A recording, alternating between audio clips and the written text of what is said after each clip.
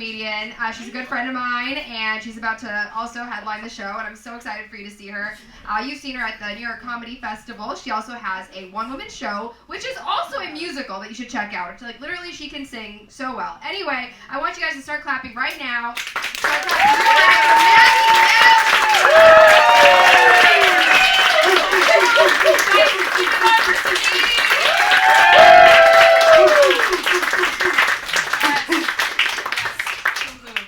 Okay, thanks for coming, guys. So, as you know, this is like brand new material. Okay, so it's pretty exciting. So I'm gonna do all this like brand new material. Okay, I'm excited. So here, we're gonna get into it. Okay. When I was 18, I got a full scholarship to this college that I absolutely despised, okay? And getting a full ride to a college that you absolutely hate, it's kind of getting like a free meal at Applebee's. Like, everyone's like, that's disgusting. But you're poor, so just go, okay? Right? So I went to this school, and, I'm from New York. I grew up in Harlem. I was very much a city girl. And I was an innocent, like, theater kid, right? And I had no concept of suburban life, right? And this Westchester college that I fucking hated attracted a lot of drug-addicted, sexually active, lacrosse-playing guys from Jersey. And I was like, who are these men, right? Like, we had nothing in common. They're like, do you like Vicodin? I'm like, do you like Wicked the Musical? What's your deal, right? And I just didn't know how to relate to them, and I didn't want to do drugs with them because I was too scared, right? But we did surprisingly find common ground in doing cheap shots and sucking face.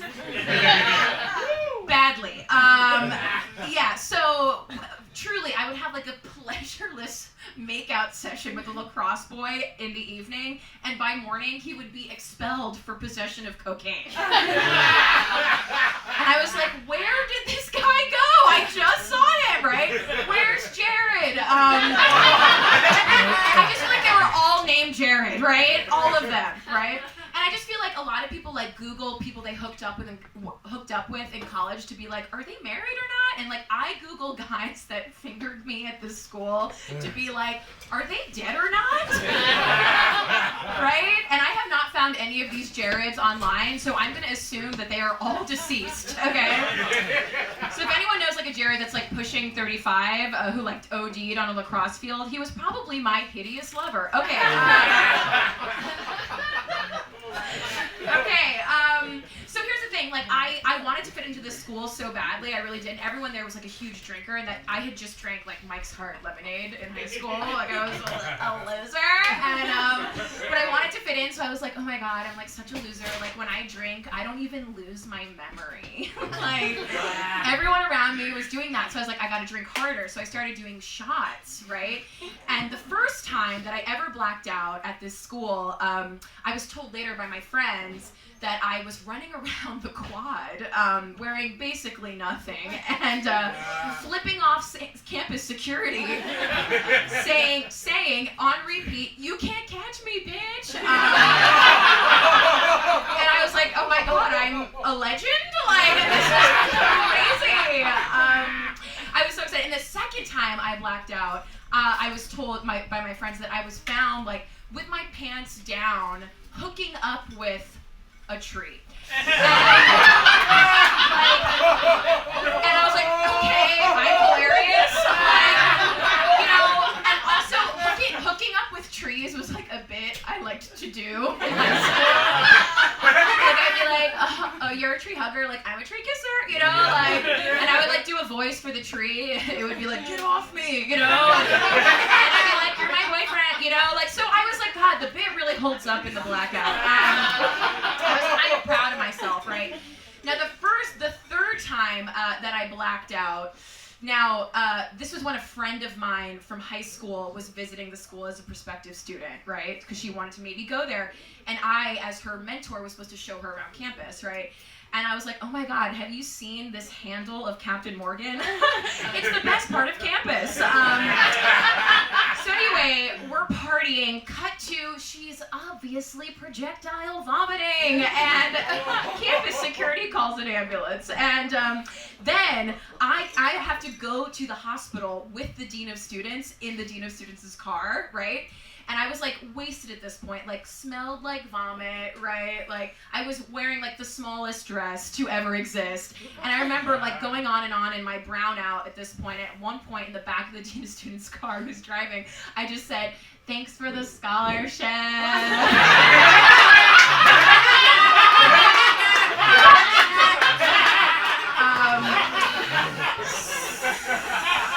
So anyway, we get to the hospital. This girl, who is a friend of mine, is getting her stomach pumped. She's surrounded by doctors, right?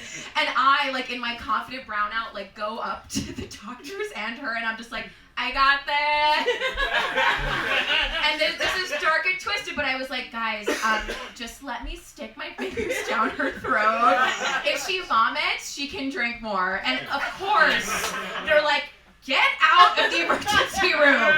Like they're escorting me out, right? And then her mom shows up. And she's like basically threatening me. She's like, "I'm gonna have you arrested," right? And I remember in my brownout confidently being like, "I respect that. You should arrest me." Anyway, my friend survived. She survived. She's totally fine. She didn't end up going to that school. Shocker. And I was kicked out of that school. And now there's only one thing to do, right? When you get kicked out of college, 4 months in, right? You have to go to AA for 4 years. Am I right? You guys are pulled back. Okay. Let me elaborate. So I didn't tell anyone from my high school that this happened to me, right? I was like so humiliated that I got kicked out of school like right away, right? So I didn't tell anyone. Also, like social media wasn't huge or anything. It's not like I had to report about it, or say anything online or anything. So no one knew. So I was just keeping a low profile. And my mom, who is here tonight, there she is. Yeah. Let me tell you something, guys. She's cool, okay? She doesn't care that I talk like this. Okay, so she supports me. Let me know. Okay. So my mom at the time, she sent me to this outpatient rehab program that was covered by insurance, right? And it was just like an afternoon program, like in Midtown, New York City, right? And I would go in the afternoons from 2 to 5 every day. I had no job, no school, nothing. And there were severe alcoholics and drug addicts in this program, right? And me. And I wanted to fit in, right? There was this is the theme, I need to fit in, right? So there was a 40-year-old guy there who was like, "Yeah, when I blacked out, I hooked up with my ex-wife's sister and lost my marriage to my beautiful wife." And I was like, "Dude, I get it. When I was blacked out, I hooked up with a tree and lost my scholarship to a mediocre school. We've been through so much." Am I right? So, and here's the thing. If you are in a rehab center and you're not even sure if you're an alcoholic, you can very easily be convinced that you are one, right? So when the staff at the rehab center was like, "Maggie, are you ready to get sober from your addiction?" I was like, "Totally." Right? And looking back, if you're totally down to be sober, you probably don't have a problem.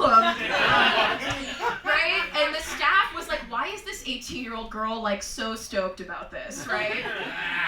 But anyway, so it was time to start the 12 steps of Alcoholics Anonymous. And I was like, "Oh my God, I love steps." I am the type of person where I love a plan where the goal is to be happy, right? I was like, 12 steps, let's make it 50. I'm into steps. I was like, I want to be in this rehab until the day I die, And I was excited. The first step is, okay, we admitted that we were powerless over alcohol, that our lives had become unmanageable. And I was like, okay, I got the unmanageable part, kicked out of school, been through a lot, right? And then, but the powerless over alcohol thing was a little bit of a stretch, right? I was like, I am not desperate to drink, but I am desperate to fit into this cult. So I'll do whatever it takes. And I was anxious, depressed, and I struggled with that, and I was directionless. So I was like, maybe that's because I'm an alcoholic. And they were like, that works. So if you're gonna lie to yourself, right, you have to make it make sense. But I was excited. I had my brand new identity. Recovering alcoholic. Hello, Hollywood. Okay, right? So step 2 of the 12 steps. Now, this is when you come to believe in a higher power of your understanding, and that higher power can restore you to sanity, right? Now, this is the God step, right? And this is like a little bit difficult for some people because people don't want to be spiritual in AA, right? Not me, right? I was like, hi, I would really like to excel at this rehabilitation center.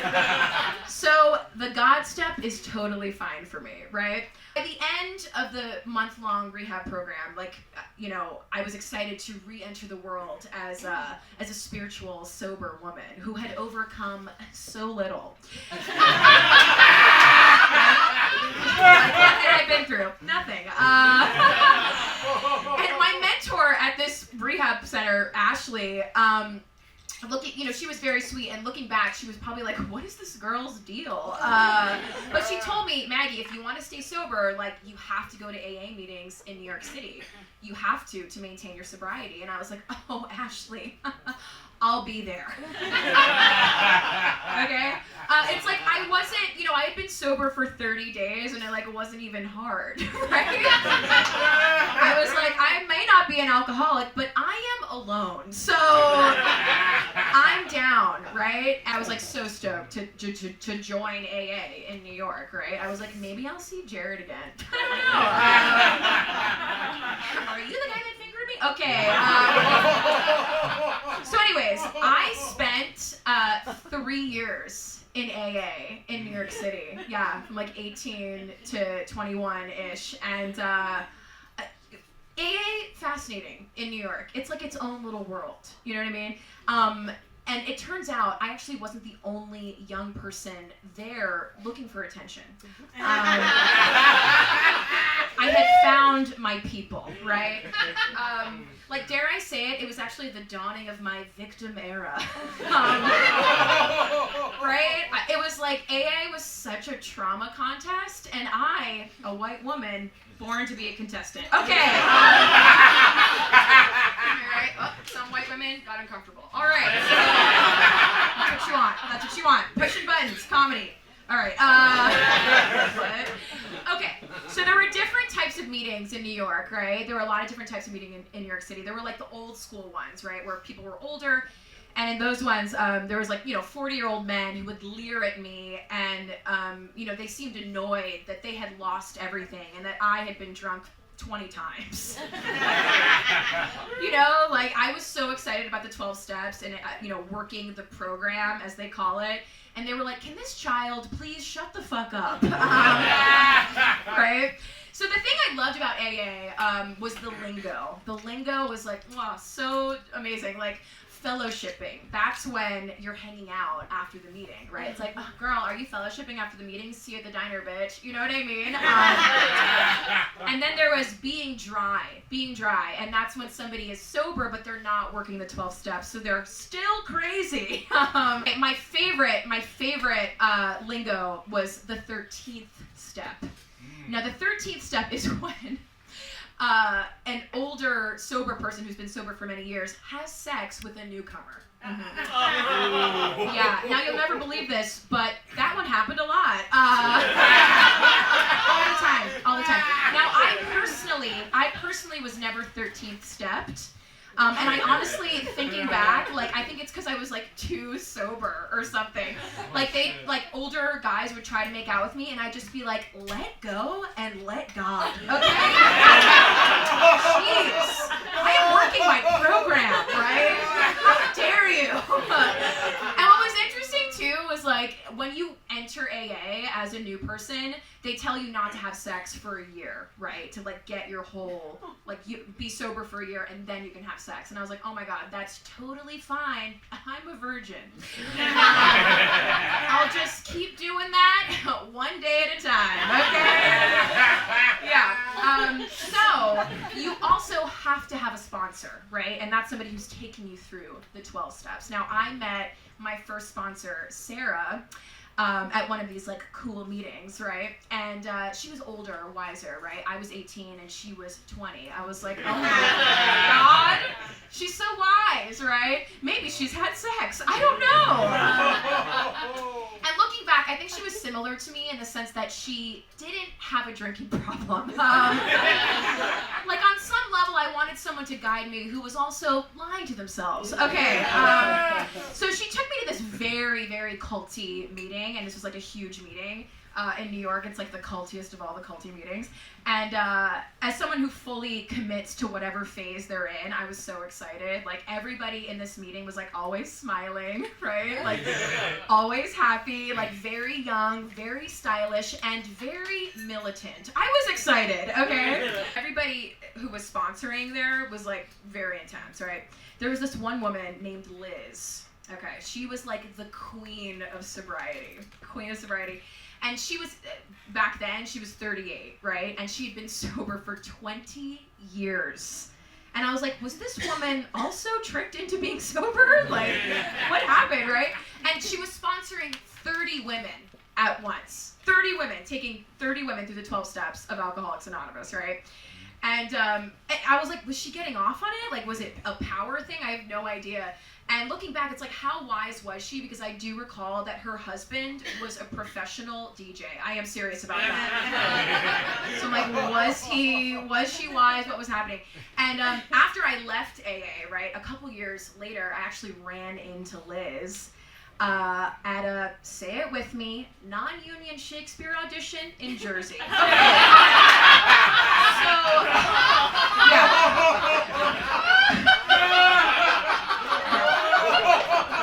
yeah, we've all been there, am I right?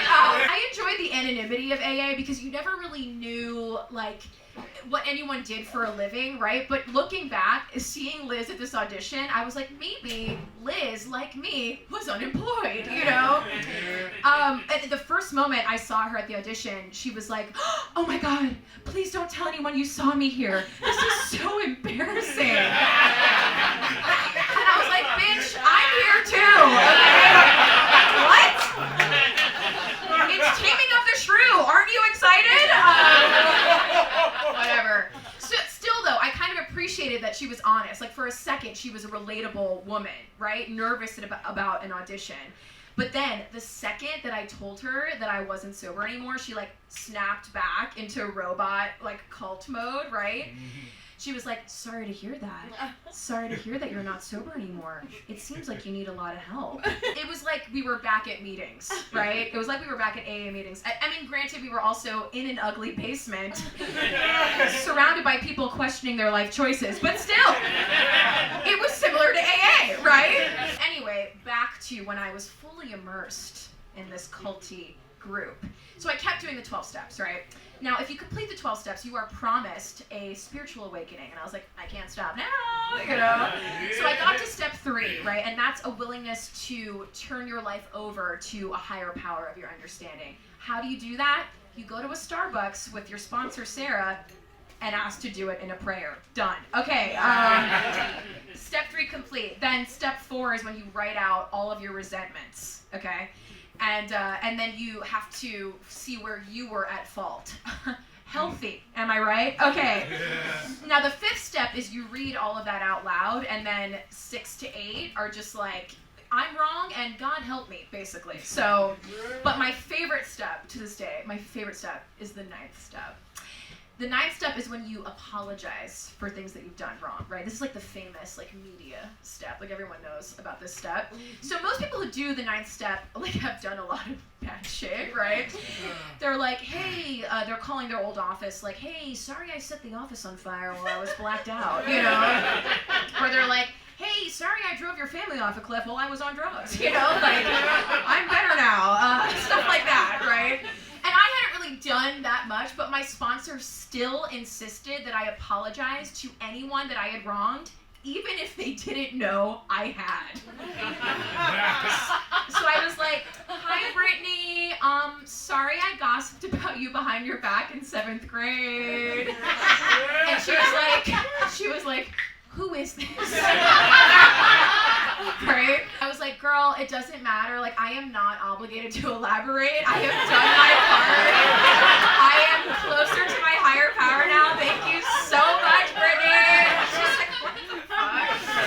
And you apologize to people, who actively knew that you did something too. I apologized to the dean of students at that school, called them, right? And I was like, hi, like, sorry, I stuck my fingers down that girl's throat.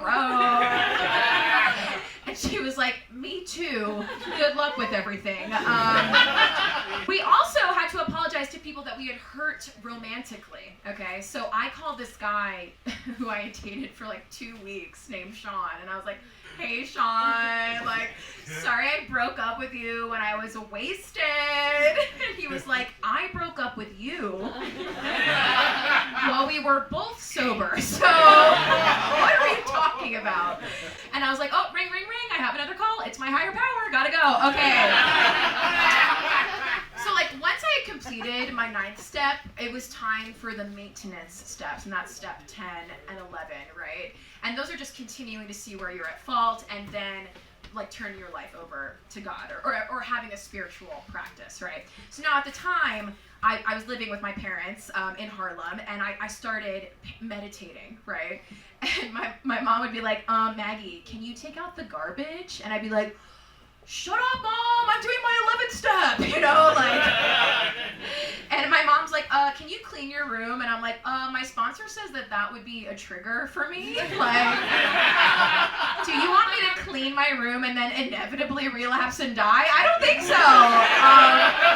And then like 5 minutes later, I call my mom. Hi, Mom, I'd like to make amends. 5 minutes ago, I'm sorry I threatened you.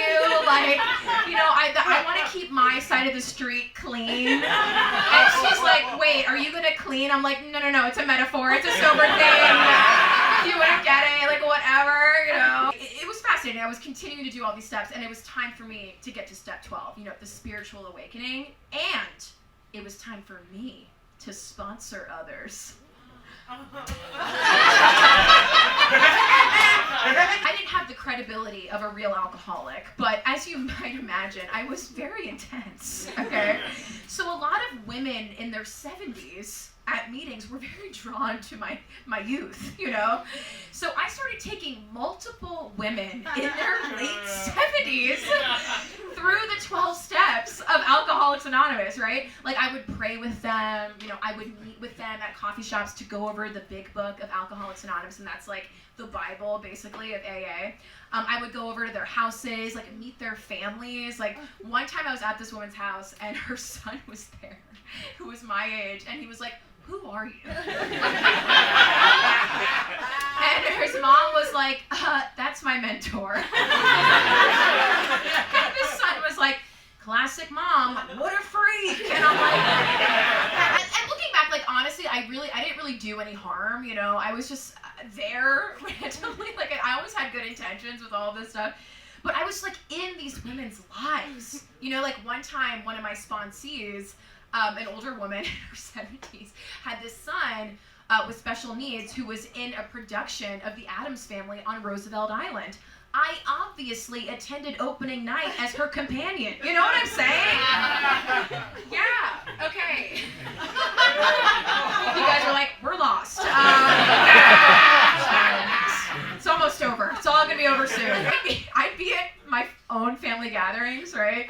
Being like, sorry, I have to take this call.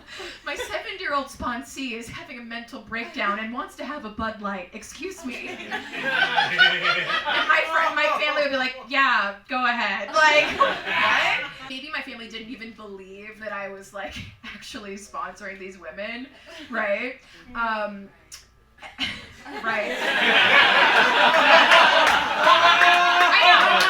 They didn't believe that I was sponsoring like multiple geriatric women, right? They probably just thought I was doing regular 19-year-old shit, right? Like being a whore, right? And nope, not me. They're like, oh, the old taking a 70-year-old woman through the 12 steps trick. Oh, oldest trick in the book for a 19-year-old slut. Am I right? I wasn't. They probably thought I was. They also probably maybe she's a drug dealer to these old women. Why is she taking so many calls? But my life as a sober person continued for a time. And I was about like 20, 21 by then. And by the way, by this time, I was also working at a coffee shop as a barista, and I was living at home in Harlem, and I had gotten back into a different school. I ended up going to City College in Harlem, Thank you. Not necessary. But thank you. Oh, it's your alma mater. Oh my God. Totally. I'm very proud as well. And okay, so no, but I loved City College. Like I was doing theater. Like I loved it. I was having a blast. I didn't tell anyone in my community college that I was in AA. It was weird because they thought I was always wasted. I was like, no, I'm actually sober. And they were like, you're very clearly on cocaine right now. And I was like, sue me. I'm just a high energy theater kid moonlighting as a sponsor for multiple geriatric grandmothers. Okay? Is it so bad? Is it so strange? God, let me live. I like leave rehearsal from Godspell at school and then like immediately go to a midnight AA meeting and they're like, where are you going? I'm like, nowhere. They're like, why is she on drugs and going to a group sex event, you know? So why did I start drinking again, right? Like what was the moment that I relapsed, I guess? So how did I relapse, right? So I did, obviously, as we all do, a bad student film. And when I was 22, right? And one of the production assistants on the film asked me out. And I was so shocked that he asked me out because the film was so horrible. Like at 22, I was, for some reason, playing a 37-year-old woman who was blind and who was getting robbed by a 15-year-old boy. And the director was like such a weirdo. He was like, it's a rom-com. Okay. No. Anyways, the production assistant was like, you want to go out? Like, what was that? I'm like, yeah, sure, you know. So we went out, and I had a beer, right? I had a beer after 4 years of not drinking. And I'm so happy to report that I've been drinking ever since. And not a day has gone by. No.